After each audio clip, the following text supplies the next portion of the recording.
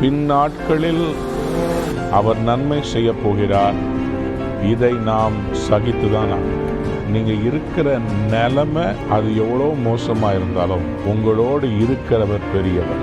மறந்துடாதீங்க, சூழ்நிலைகள் தேவ பிரசன்னத்துக்கு அடையாளம் கிடையாது.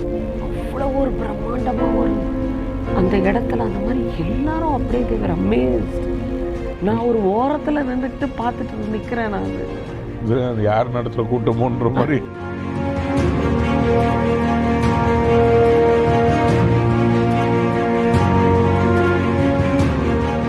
உபாகமம் 8ஆம் அதிகாரம் 15ஆம் வசனம் தமிழில், ஆங்கிலத்தில் 16வது வசனம். Deuteronomy chapter 8 verse 15 in Tamil and 16 in English.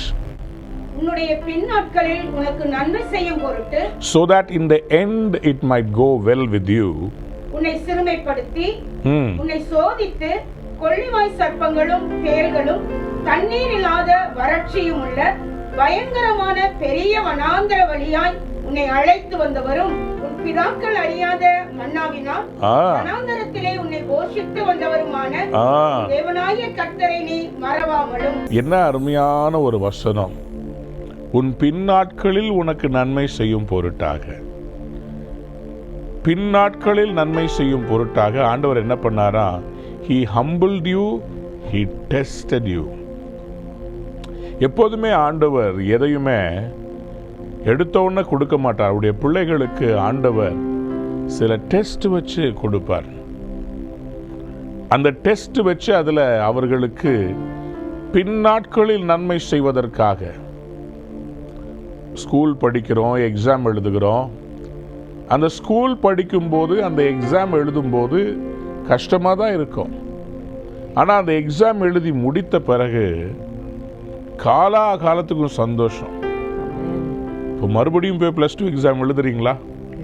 இல்லை, ஒரு தடவை தான் நம்ம எழுதுகிறோம். அதே மாதிரி நம்ம லைஃப்பில் சில டெஸ்ட்டை கர்த்தர் அனுமதிக்கும் போது அந்த உபத்திரவங்களும் அந்த சோதனைகளும் நம்மை நிர்மூலமாக்குவதற்கு அல்ல, எவ்வளோ பெரிய ஆசீர்வாதத்தை நம்ம சுதந்திரிக்க போகிறோமோ அதை நமக்கு கர்த்தர் கொடுப்பதற்காக. ஹல்லேலூயா. நம்முடைய லைஃப்ல நம்ம எவ்வளோ காரியங்களை கடந்து வந்திருக்கிறோம். நான் 2006ஆம் வருஷம் நம்ம இந்த ஊழியத்தை, ரூவா ஊழியத்தை ஆண்டவர் சொல்லி ஆரம்பிக்கும் போது அந்த அந்த ஆரம்ப நாட்களில் நம்முடைய லைஃப் எப்படி இருந்துச்சு? எல்லாம் ஈஸியாக இருந்துச்சா?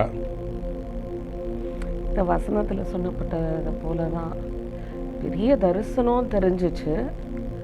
ஆனால் அந்த ஸ்டெப் 1ல் நம்ம நின்னது நான் I remember where we were standing. எதுவுமே இல்லை, எதுவுமே தெரியல. ஆனால் கர்த்தர் சொன்னார். அந்த நேரத்தில் ஐ ரிமெம்பர் விஷன். நீங்கள் சொல்லும்போது ஒரு உலர்ந்த எலும்புகளின் பள்ளத்தாக்கு இருக்கு. அப்போ நீங்கள் அதுக்கு முன்னால் நடக்கிறீங்க, நாங்களாம் பின்னாடி வரோம். அதை தாண்டும் போது பச்சையான பசுமையான வயல்வெளியை பார்க்குறேன். I don't know why I remember that. So அன்னைக்கு ஆனால் it's not easy for us to cross that. இந்த சிறுமை, இந்த வெறுமை, இந்த சோதனை, கரெக்ட்.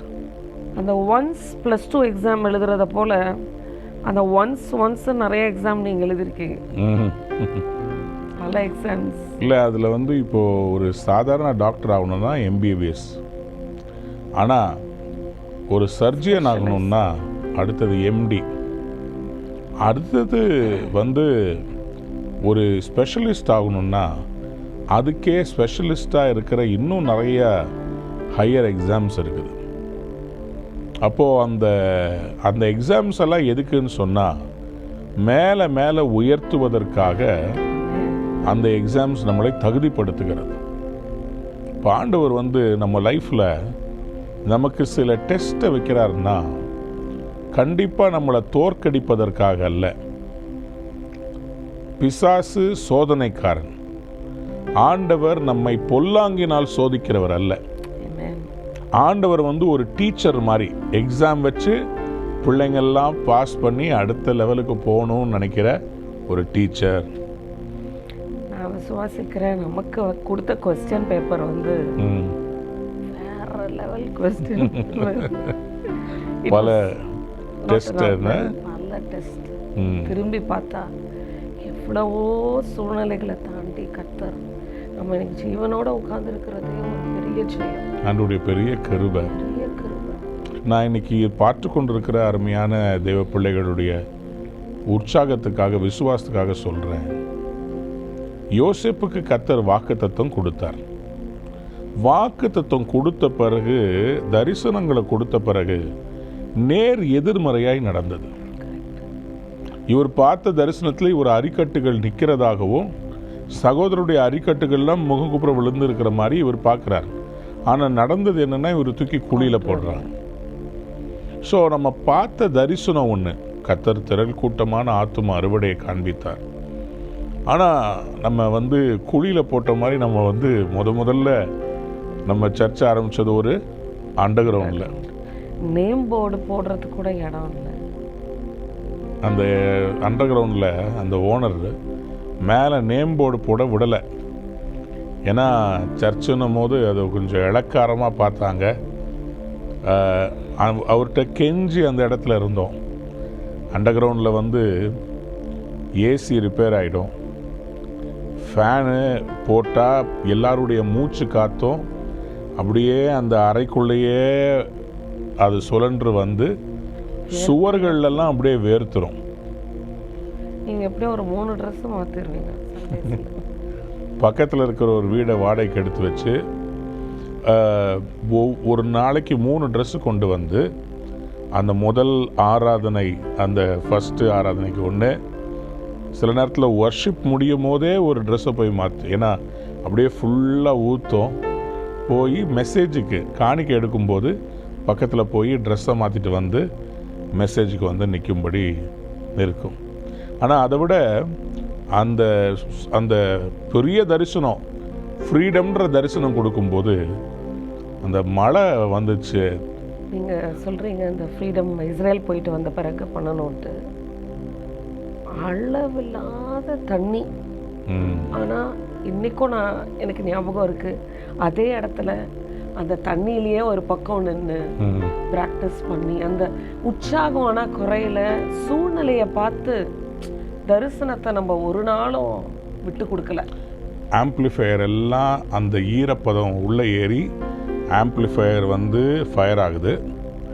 ஸ்பீக்கரு அப்படியே பேசிகிட்டு இருக்கும்போது ஸ்பீக்கர் உடைய இதெல்லாம் கிழிஞ்சு போயிடுச்சு. ஆண்டவர் தரிசனம் கொடுக்குறார்.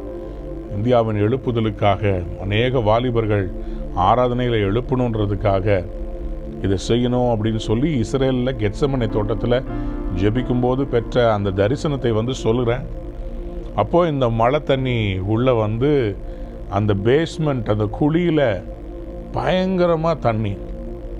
அந்த விஷுவல்ஸ்லாம் நீங்கள் பார்த்தீங்கன்னா இன்றைக்கும் அதை மறக்க முடியாது. தண்ணியை கோரி கோரி ஊற்றிக்கிட்டே இருப்போம். தண்ணியை கோரி வெளியே ஊற்றிட்டு மோட்டர் போட்டு தொடச்சிட்டு ஆராதனை நடத்திக்கிட்டே இருப்போம். இந்த பக்கத்தில் தண்ணி வந்துக்கிட்டு இருக்கோம். ஒரு டீம் இங்கேருந்து தண்ணியை மொண்டு வெளியே ஊற்றிட்டு இருப்பாங்க. பின்ன ஆண்டவர் இப்படி சொன்னாரே, இப்படி வந்துச்சே. அப்போ ஒரே ஒரு காரியம்தான் என் மைண்டில் ஓடிட்டு இருந்துச்சு. பின் நாட்களில் அவர் நன்மை செய்ய போகிறார், இதை நாம் சகித்து தான். திருமணமான புதிதில் நிறைய பிரச்சனைகள் வரும். அது எல்லாம் எதுக்குன்னா பின்னாட்களில் நன்மை செய்வதற்கு. ஒரு தொழில் தொடங்குகிறீங்களா, அதில் நிறைய பிரச்சனைகள் வரும். சோர்ந்து போயிடாதீங்க. பின்னாட்களில் நன்மை செய்வதற்கு. ஒரு புதிய ஒரு கோர்ஸ் எடுத்து படிச்சுக்கிட்டு இருக்கிறீங்க, அதில் ஏன் தான் இதை எடுத்தோம், இதிலேருந்து வெளியே வந்துடலாமா? ஒரு வீட்டை நீங்கள் கட்டி போயிருக்கிறீங்க, எப்போதுமே அந்த டவுட் உங்கள் மனசுக்குள்ளே வரும். என்ன டவுட்டு? கர்த்தர் சொல்லி தான் இதை செய்கிறோமா? அது முதல் ஃப்ரீடம் ஞாபகம் இருக்குது. எல்லாம் போஸ்டெல்லாம் அடிச்சிட்டோம், ஆனால் பர்மிஷன் கிடைக்கல. ஐயோ, எனக்கு வாழ்க்கை ஃபுல்லாக நான் அதை மறக்க முடியாது. ஏன்னா 2 பேரும் தான் போய் போலீஸ் ஸ்டேஷன்லேயும். வேற யாருமே அப்போ கூட இல்லை, நம்ம ஒரு 3-4 பேர் தான் கூட. ஏன்னா இருந்த 3 பேர் வேலையை விட்டு ஓடி போயிட்டாங்க. ஏன்னா அவங்களுக்கு விசுவாசமே இல்லை. இவர் சொல்கிறாரு ஆனால் செய்ய மாட்டார். ஏன்னா இவர் சொல்கிற மாதிரி செய்கிறதுக்கு எவ்வளவோ செலவாகும். இவர் இந்த மாதிரி பண்ணாத்துறாருன்னு சொல்லிட்டு 3 வாலிபர்கள் கூட உடன் ஊழியர்களாக இருந்த தம்பிமார் லைனாக ஒருத்தவங்களாக கிளம்பிட்டாங்க. இப்போ ஒரே ஒரு தம்பி மட்டும்தான் இருக்கிறான். அப்புறம் இன்னொரு மக. இவங்க 2 பேர் தான் ஆஃபீஸில். ஊழியம் ஆரம்பித்து 8 மாதங்கள் தான் ஆகிறது. யார் மூப்பர், யார் விசுவாசி, யார் வருவாங்க ஒன்றுமே தெரியாது. விஷனை மாத்திரம் நீங்கள் ஷேர் பண்ணுறீங்க. ஆனால் விஷனுக்கு ஆப்போசிட்டாக மழை வருது, சபையில் ஆராதனை நடத்த முடியல. சண்டேஸில் அப்படியே வேற இடமே போக முடியல எங்களால். வேற இடம் போகிறதுக்கு காசு இல்லை. ஆனால் அந்த குடியில் நின்று ஆராதிக்கும் போது ஒரு தேவ பிரசன்னம் இறங்கி வரும். பிசாசு அலறும். சர்ச்சு வாசலுக்கு வரும்போதே ஐயோ என்னை இங்கே கூட்டிகிட்டு வந்துட்டீங்களே தேவ பிள்ளையே, நீங்கள் இருக்கிற நிலைமை அது எவ்வளோ மோசமாக இருந்தாலும் உங்களோடு இருக்கிறவர் பெரியவர். மறந்துடாதீங்க. உங்களுடைய சூழ்நிலையை பார்த்து உங்களுடைய தேவனுடைய வல்லமையை மட்டுப்படுத்தி யோசித்துறாதீங்க. சூழ்நிலைகள் தேவ பிரசன்னத்துக்கு அடையாளம் கிடையாது.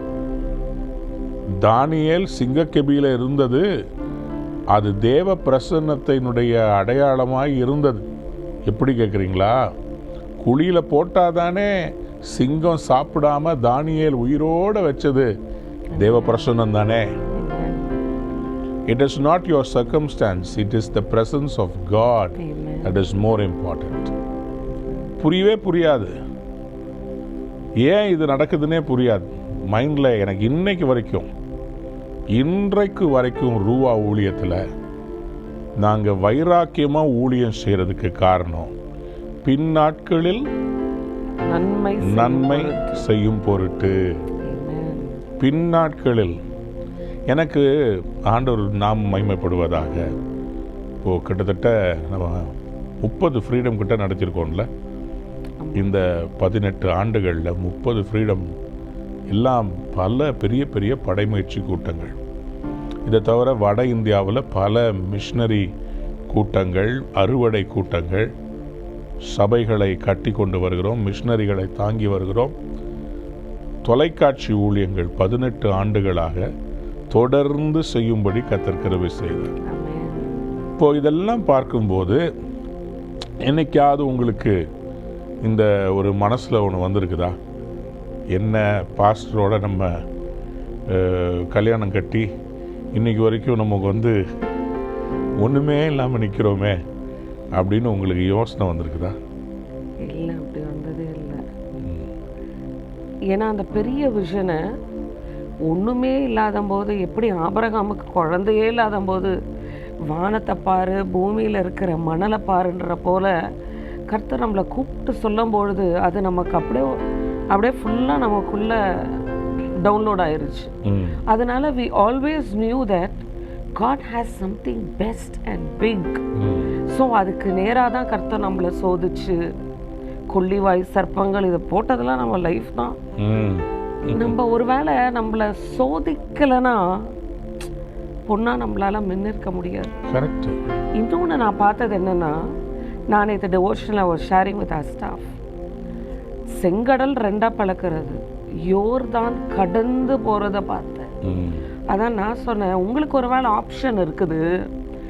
when I stand with a visionary எனக்கு ஆப்ஷனே கிடையாது. I have to believe. Correct. I just have to go with the flow. வேலைக்கு வரவங்க வேற வேலைக்கு போயிடலாம். அதான் சொன்னேன் நான், நீங்கள் எஸ்கேப் ஆயிடலாம், ஆனால் நான் எங்களை கடந்து போகிறத பல சூழ்நிலைகளில் நான் பார்த்தேன். மோதி அடிக்கிறது போல உங்களுக்கு விரோதமாக வரும், ஆனால் அப்படியே மட்டுப்படுத்தி அப்படியே சைலண்ட்டாக போகிறத நான் பார்த்துருக்கேன். எத்தனை யுத்தங்களை பார்த்துருக்குறோம், எத்தனை அவமானங்களை சந்திச்சிருக்கிறோம். பேரை கெடுக்கிறது, சிறுமப்படுத்துறது தான் அதான் அர்த்தம். பார்த்ததெல்லாம் கதறி கதறி நீங்கள் அழுதுட்டு அப்போ ஸ்டார்டிங்லலாம் வேலை ரொம்ப ஒன்றும் புரியாதா? அதனால ஓகே அமைதியாக எல்லாருமே தான் பார்த்துட்டு இருந்தோம், அப்பா அம்மா எல்லாரும். ஆனால் we had to go through that valley of dry bones. இவ்வளோ அவமானம், காசு இருக்காது, ஆனால் கர்த்தர் ஒரு பக்கம் இதை செய்யன்னு சொல்லுவார். அப்போ இப்படிப்பட்ட ஒரு சேலஞ்சை சந்திக்க கர்த்தர் கிருபை கொடுத்தாரு, அதை தாண்ட செஞ்சாரு. எந்த இடத்துலையும் நம்மளை வெட்கப்படுத்தவே இல்லை, வெட்கப்பட விடவே இல்லை, வெட்கப்பட விடவே இல்லை. வெட்கப்படுற மாதிரி சூழ்நிலை உருவாகும். ஆனால் அதுக்கு அப்படியே ஆண்டவர் ஆப்போசிட்டாக நமக்கு வந்து அற்புத அடையாளங்களை ஊழியத்தில் செய்வார். அதுதான் ஒரு மேன்மையான காரியம்.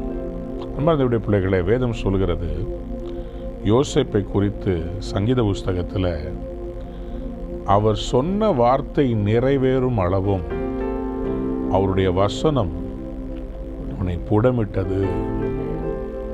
கர்த்தர் சொன்ன அந்த வார்த்தை நிறைவேறுகிற வரையிலும், சங்கீதம் 105:19 வாசித்து பாருங்களேன்.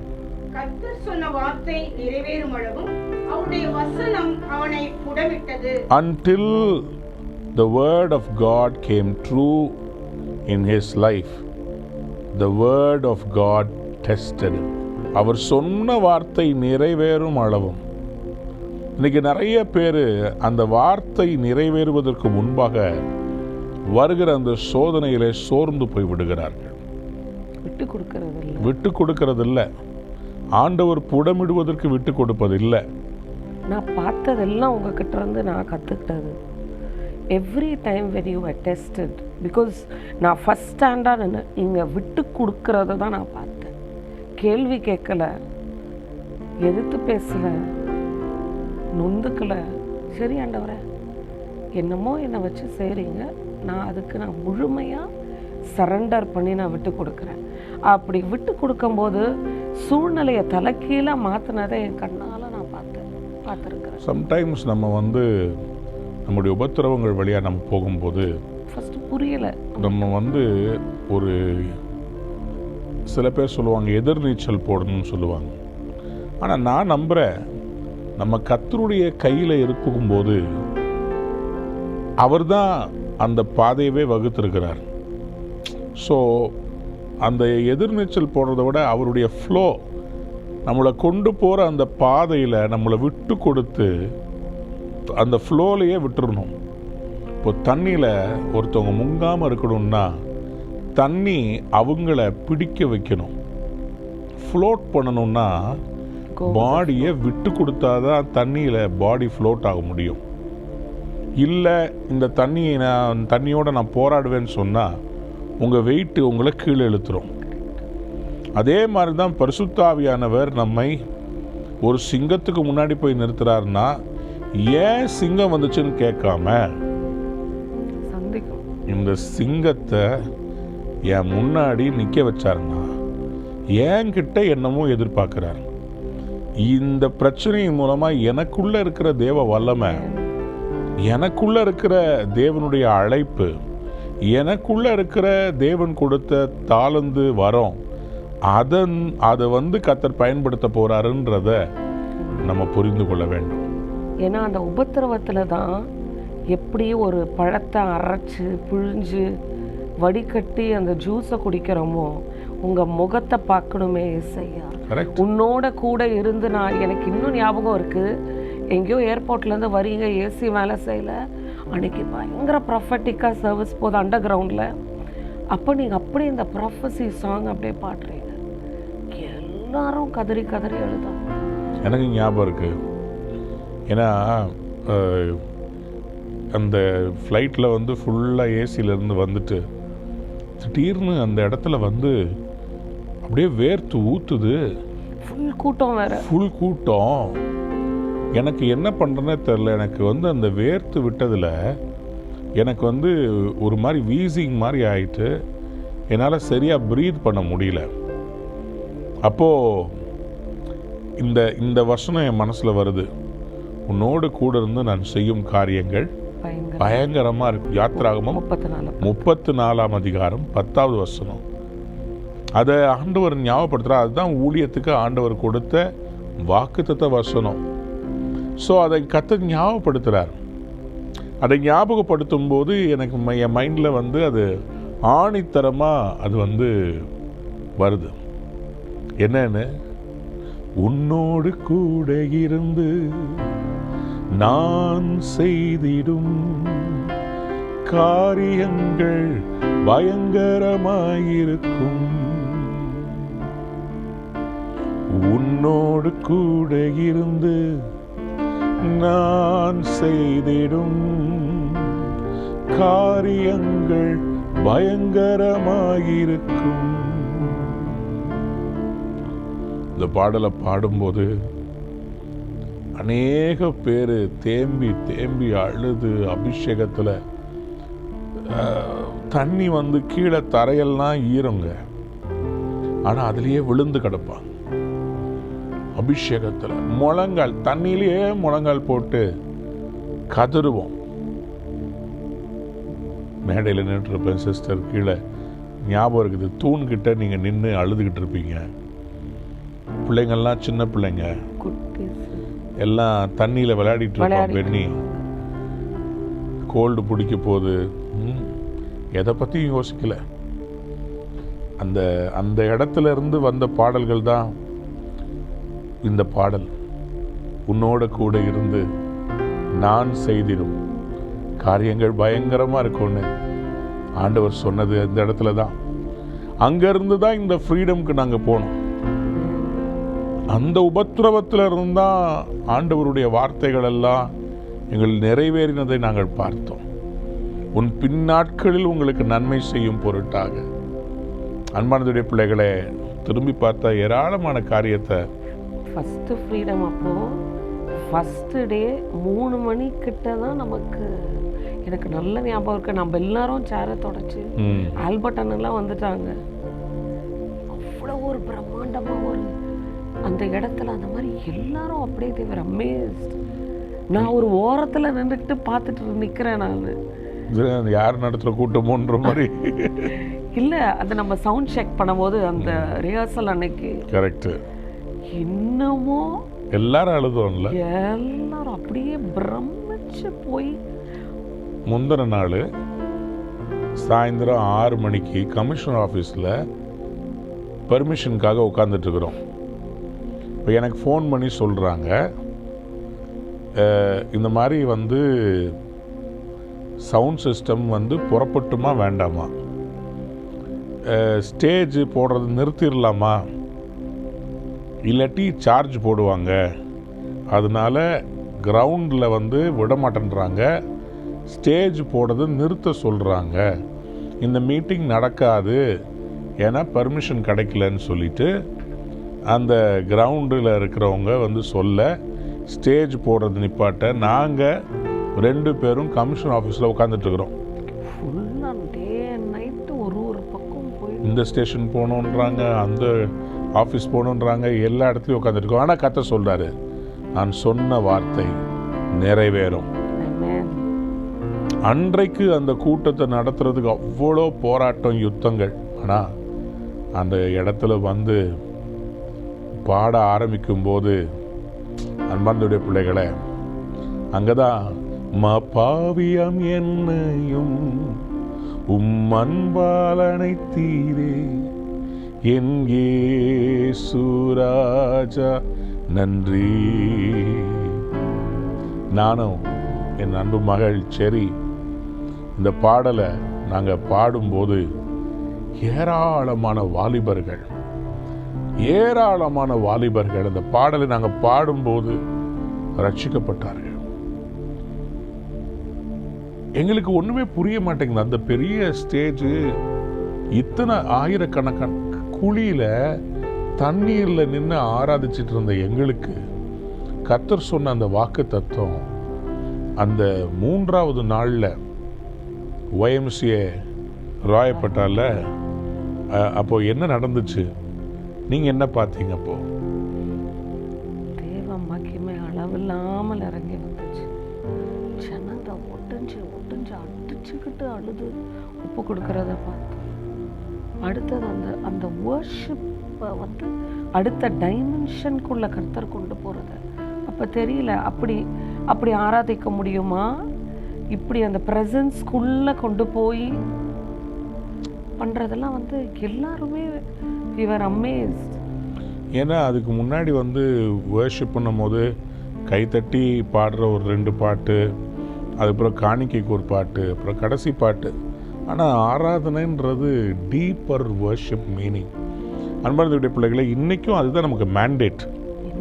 கர்த்தர் நமக்கு கொடுத்துருக்கிற அந்த மேண்டேட் என்னன்னு சொன்னால், இந்த மாதிரி ஆண்டவர் ஆராதனையும் ஜபத்தையும் ஒன்றாய் இணைத்து பரலோகத்தினுடைய மாடல் படி கொண்டு வருவதற்காக ஆண்டவர் கொடுத்திருக்கிற ஒரு மிகப்பெரிய எதிர்பார்ப்பு தான் இன்றைக்கு நாம் கையில் எடுத்து செய்து கொண்டு வருகிறோம்.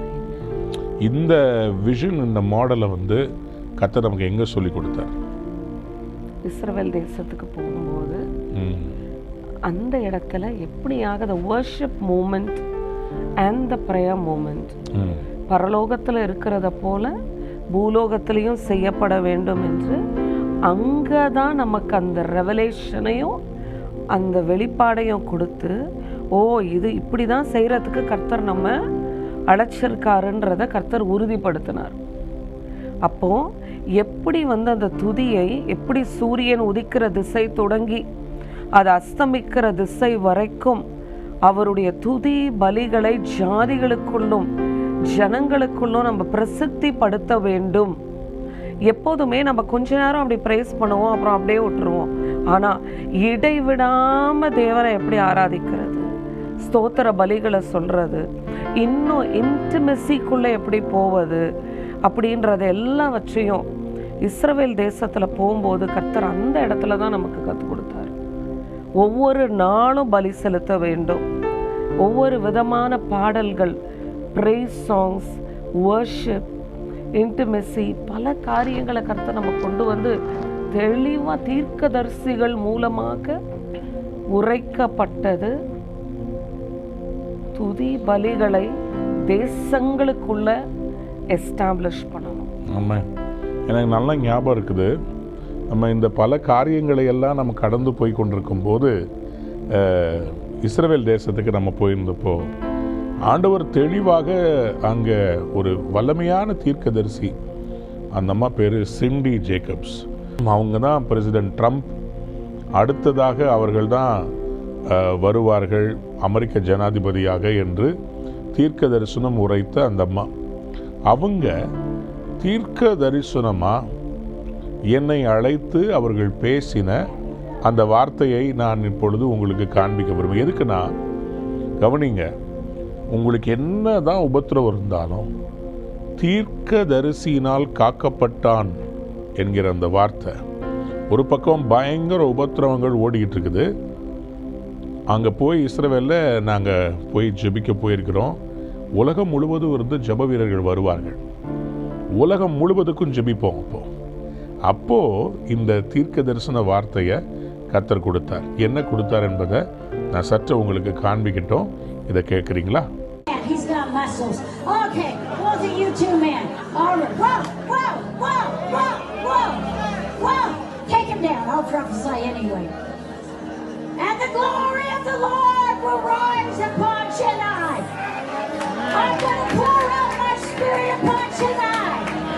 And the Lord says it will be a city of worship. It will be a city that worships me, says the Lord. And the Lord says, they will say, come and let us go to the mountain of the Lord, and He will teach us His ways. And the Lord says that God is going to put the house of prayer for all nations in the mouth of pastor after pastor, and the rebuilding of the tabernacle of David, says the Lord. And the Lord says, Chennai பட்டணத்தில் ஆண்டவர் இதை city of பிரைஸாக மாற்ற போகிறார். துதியின் கோட்டையாக மாற்ற போகிறார். சென்னையை, தோமா ரத்தம் சிந்தின இந்த சென்னையை துதியின் கோட்டையாக மாற்ற போகிறாரு. இங்கே இருந்து ஹவுஸ் ஆஃப் பிரேயர், என் வீடு சகல ஜனங்களுக்கும் ஜப வீடு என்று அழைக்கப்படும் சொன்னாரு. அதுபோல சகல ஜனங்களும் வந்து ஜெபிக்கத்தக்கதான Indian house of prayer for everyone in hope. இந்த இடத்துல முழங்கால் படியிட்டு எல்லாரும் ஜெபிப்பார்கள். எல்லாரும் ஜெபிப்பாங்க. அருமையான ஒரு ஜெப மையம். அந்த இடத்துல கர்த்தர் மகிமையாக இறங்கி வருவார். வாலிபர்கள், போதை குடிப்பழக்கத்தில் இருக்கிறவங்க வருவாங்க, விடுதலை ஆவாங்க, அங்கேயே ஞானஸ்நானம் எடுப்பாங்க, பைபிள் காலேஜில் படிப்பாங்க, அப்படியே ஆராதனை எடுப்பாங்க, ஜெப வீரராக மாற்றப்படுவாங்க. அவங்களுக்கு வர்ஷிப் சொல்லிக் கொடுக்கப்படும், ஜெபம் சொல்லிக் கொடுக்கப்படும், வேதம் சொல்லிக் கொடுக்கப்படும். இந்த மூன்றிலும் அவங்கள ஆயுதமாக மாற்றி இந்தியா முழுவதும் உலகம் முழுவதற்கும் அனுப்பப்படுகிற ஒரு பட்டறையாக மாறப்போகுது. ஆனால் அதுக்கு நம்ம இவ்வளோ வருஷம் நம்ம கடந்து வந்திருக்கிறோம்.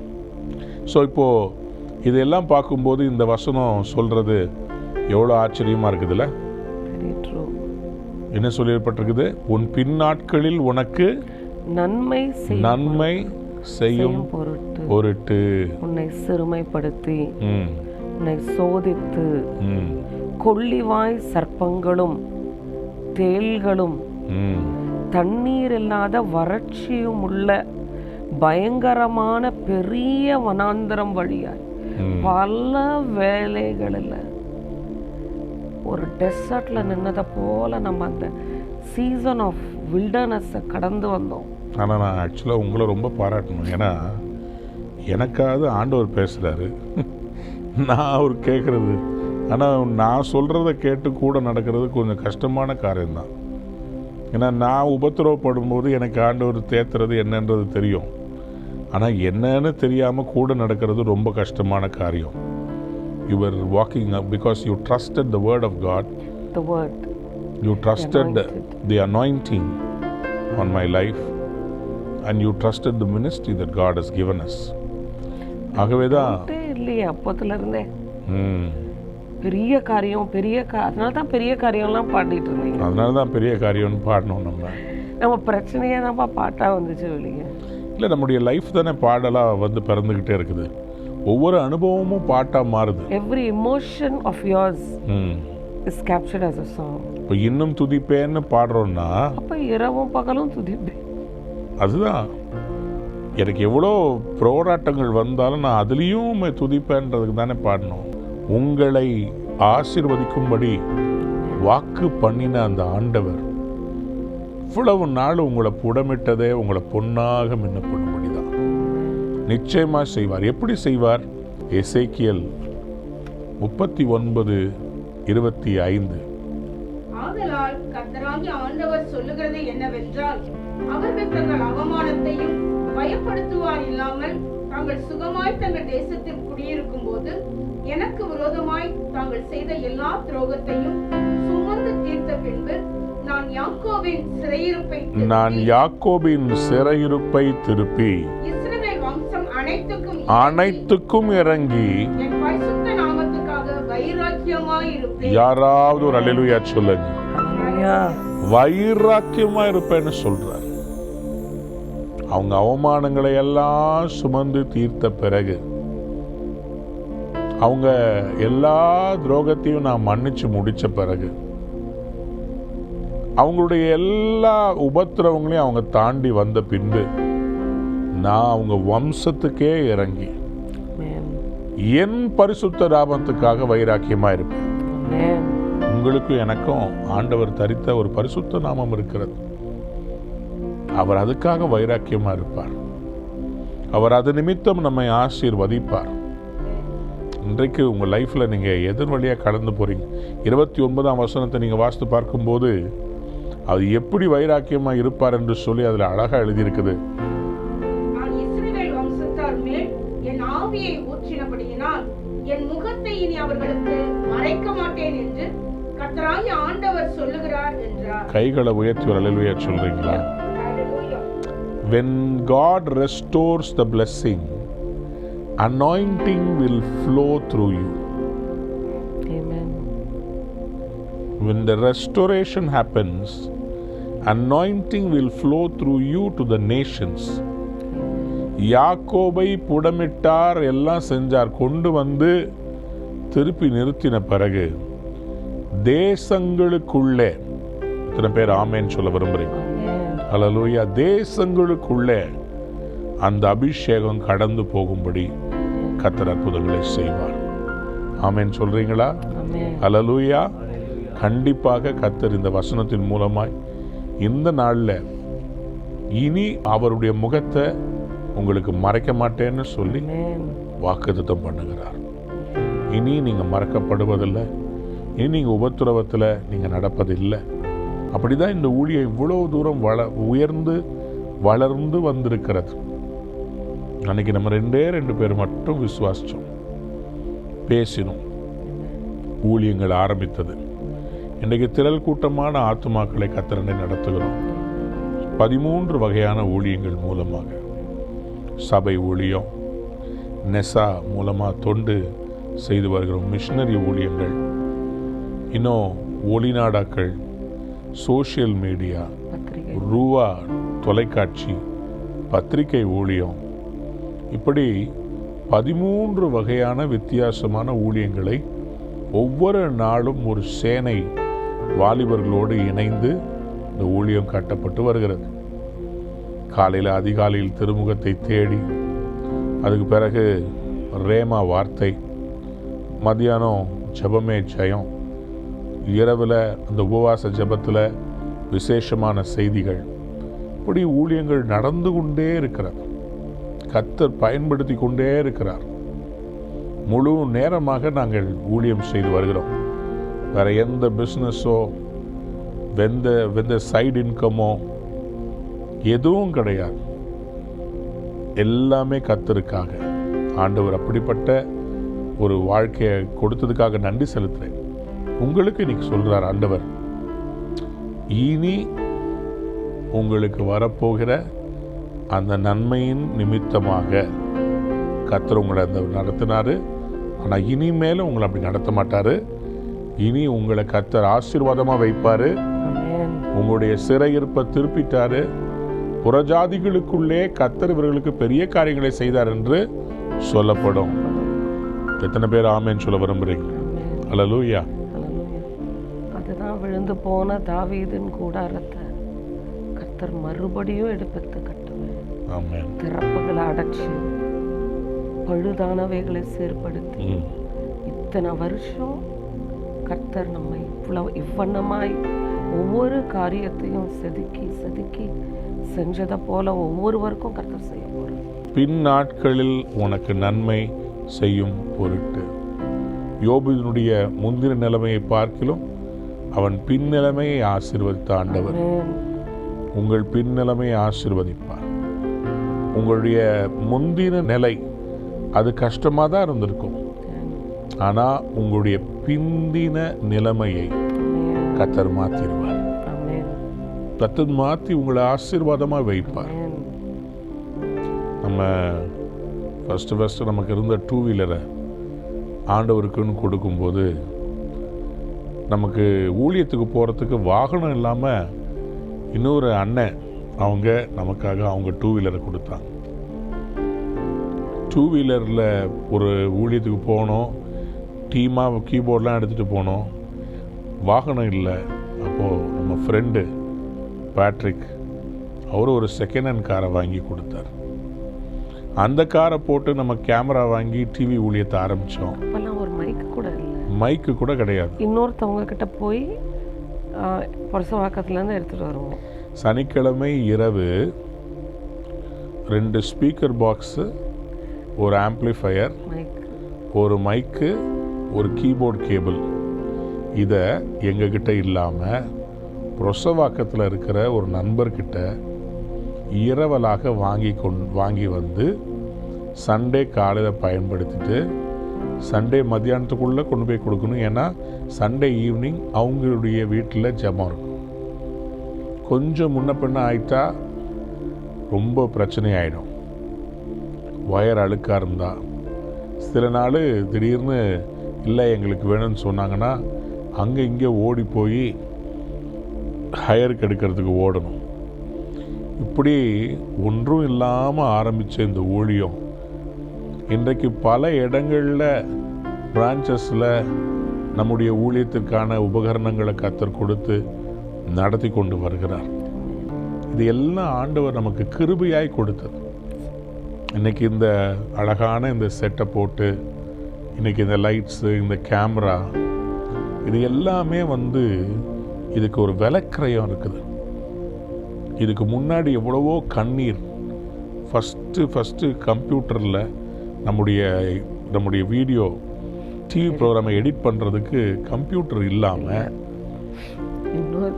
இன்னொருத்தருடைய கம்ப்யூட்டரில் வேலை செஞ்சுட்டு இருந்தோம். ஒரு நாள் அவர் கம்ப்யூட்டர் எடுத்து போயிட்டார். அவர் தான் எடிட்டர், கம்ப்யூட்டர் எடுத்து போயிட்டார். இல்லை, அப்புறம் ஒரு தம்பி இஎம்ஐயில் ஒரு கம்ப்யூட்டரை வாங்கி கொடுத்து, அதுதான் நம்முடைய ஊழியம் அப்படி தான் ஆரம்பிச்சிச்சு. இதெல்லாம் பார்க்கும்போது அதுதான் சொல்கிறேன், உங்களுடைய பிந்தின நாட்களில் உங்களுக்கு நன்மை செய்யும் பொருட்டு கர்த்தர் இதன் வழியாக கடந்து போக வைக்கிறார். நீங்கள் ஆசீர்வாதமாக இருப்பீர்கள். உங்களுக்காக நாங்கள் ஜெபிக்க விரும்புகிறோம். Would you like to pray for those people who are going through a tough time today? தேவனே, அந்த காலை வேளைக்காக நன்றி ராஜா. அப்பா, பிள்ளைகள் கடந்து போகிற ஒவ்வொரு சூழ்நிலையும் ஆண்டவரே, அது அவர்களுடைய நன்மைக்கே என்று எடுத்துக்கொள்ளத்தக்கதாக, விசுவாசத்தில் சோர்ந்து போய்விடாதபடி, வார்த்தையில் வேரூன்றி நிற்கத்தக்கதாக அப்பா, சூழ்நிலைகள் கடந்து போகும்படியாக நாங்கள் ஜெபிக்கிறோம். அப்பா, பிள்ளைகளை சோதிக்கிறீங்கன்னா அவங்கள பொன்னா புடமிடும்படியாக தான்ப்பா அப்படி செய்றீங்க. அந்த உபத்திரவத்தை தாங்கி கொள்ளத்தக்கதாக, அந்த 7 மடங்கு அக்கினி சூளையின் அனுபவங்கள் தாங்கிக் கொள்ளத்தக்கதாக கர்த்தர் வெளிப்படுவீராக. பின் நாட்களில் அப்பா, பிள்ளைகள் சாட்சியாக அதை திரும்பி பார்த்து நன்றி செலுத்தத்தக்கதாக ராஜா ஒவ்வொருவரையும் ஆசீர்வதிக்கிறோம். அப்பா, அவங்களுக்கு கொடுத்த தரிசனங்கள், கர்த்தர் அவர்களோடு பேசின தீர்க்க தரிசன வார்த்தைகளில் ஒன்றாகிலும் அப்பா வீணாக போகாது என்று சொல்லி இன்றைக்கு நாங்கள் பிரகடனப்படுத்துகிறோம். பிள்ளைகளை ஆசீர்வதிக்கிறோம்.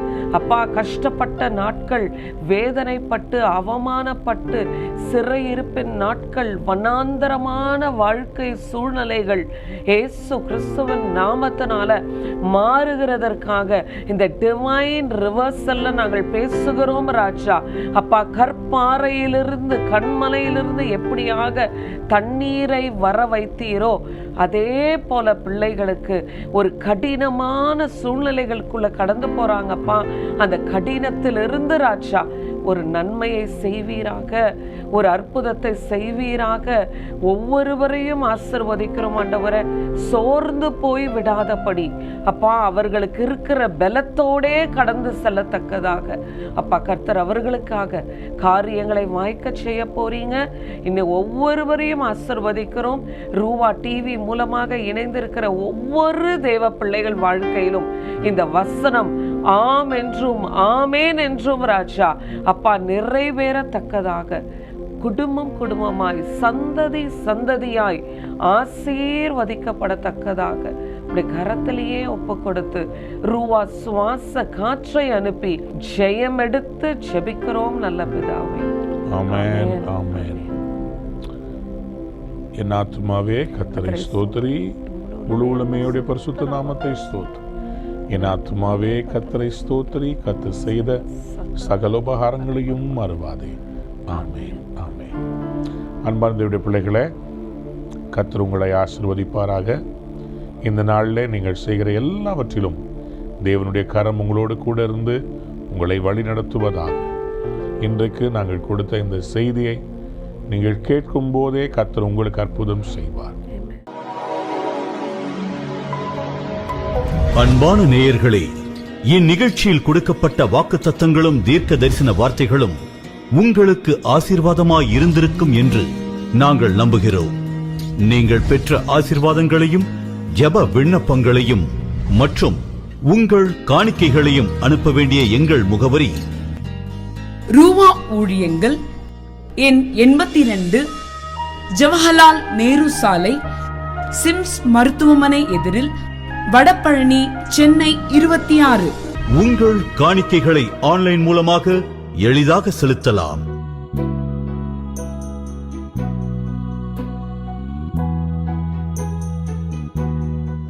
எங்கள் இணையதள முகவரி www.ruhaministries.org.